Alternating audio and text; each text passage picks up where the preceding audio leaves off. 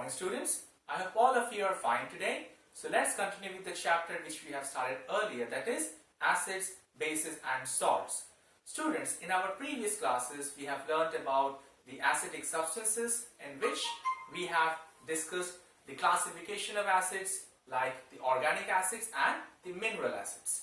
So students, today we will learn some more classification, which is strong and weak acid, students. So what does it say?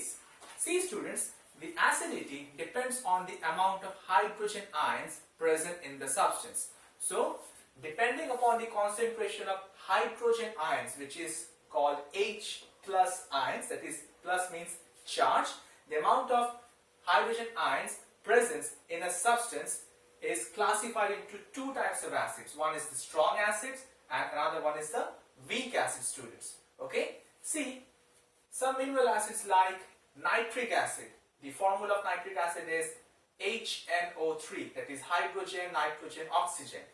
Next is the sulfuric acid, which is hydrogen, sulfur and oxygen. Next is the hydrochloric acid, hydrogen and chlorine. So see student, all these mineral acids contains high amount of hydrogen ions.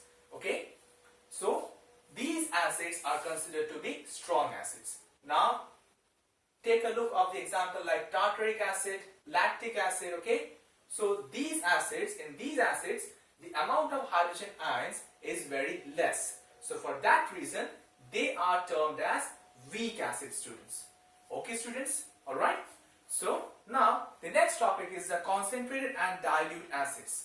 So concentrated acid is formed when a large amount of acid, student, when a large amount of acid is added to a small amount of water.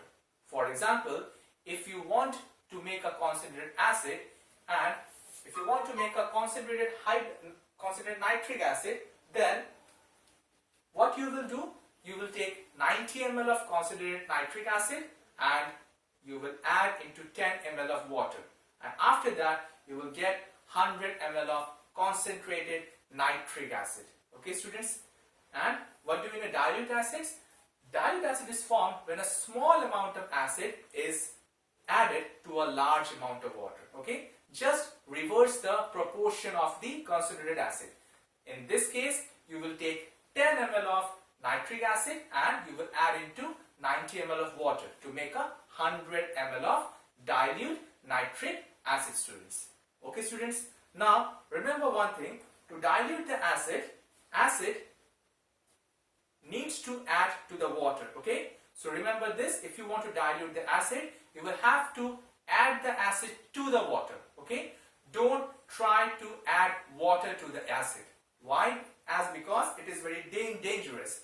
If you add water to the acid, then heat will produce and it will affect more and it will create a huge explosion, might will cause some burns. Okay, so it is very dangerous to add water to the acid. So instead of doing this, if you want to dilute the acid, simply add acid to the water. Okay, and it will be diluted. Alright. Now the next is the properties of acid, students. Acids have a sour taste, we also know. They are corrosive in nature. Okay, so a concentrated acid, remember this, a concentrated acid can cut through the clothes and it can damage the wool. It may even cause burns in the skin as well. Okay, now concentrated acids are very good conductor of electricity as it allows the electric current to pass through them, students. Okay, and number 4, acids are soluble in water. Okay students, and number 5, it's a very important fact, if you add metals or if you react metals with the acids, it will form a type of a salt. Okay, turning to page number 74, you will get it. See, one example is given. When hydrochloric acid reacts with magnesium, magnesium is a metal, then it forms magnesium chloride. So magnesium chloride is a type of a salt, and beside that a hydrogen gas will be released, students. So if you add acid to metal, then it will create or it will produce a salt and hydrogen gas will be released. Okay students, now the next part is the basic substances. See students, basic substances are taste bitter. Okay, and they are very slippery in touch. So metal oxides and hydroxides, they are all bases. So according to the, depending upon the concentration of hydroxide ions, which is OH negative, it classified into two bases. One is the strong base and another one is the weak base. Okay students, so if the amount of hydroxide ion is more, then it will be a strong base. For example, caustic soda, and the formula of caustic soda is sodium hydroxide, that is Na for sodium and OH for hydroxide. Okay, and if the amount of hydroxide ion is less, then it will be a weak base. For example, magnesium hydroxide, and the formula is MgOH whole twice, students. Okay students, now what are the properties of bases? They are very soapy to touch, they taste bitter, as we already know. Okay, strong bases like sodium hydroxide, they are very corrosive in nature, students. Alright, and if bases reacts with acids, it will neutralize the effect. So for that reason, they are called as antacids. See students, if we have acidity problem, then what we take?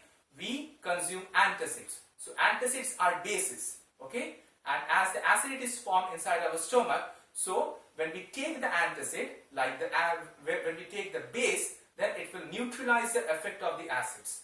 Okay, and last topic, which is the neutral substances.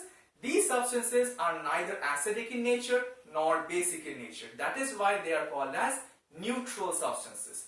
So some of the neutral substances are pure water, or you can say distilled water. Distilled water means there are no impurities present in this water. Glucose, cane sugar, common salt are all these examples of neutral substances. Okay students, so students, that's all for today. We will continue with our chapter in our next class. So thank you for today.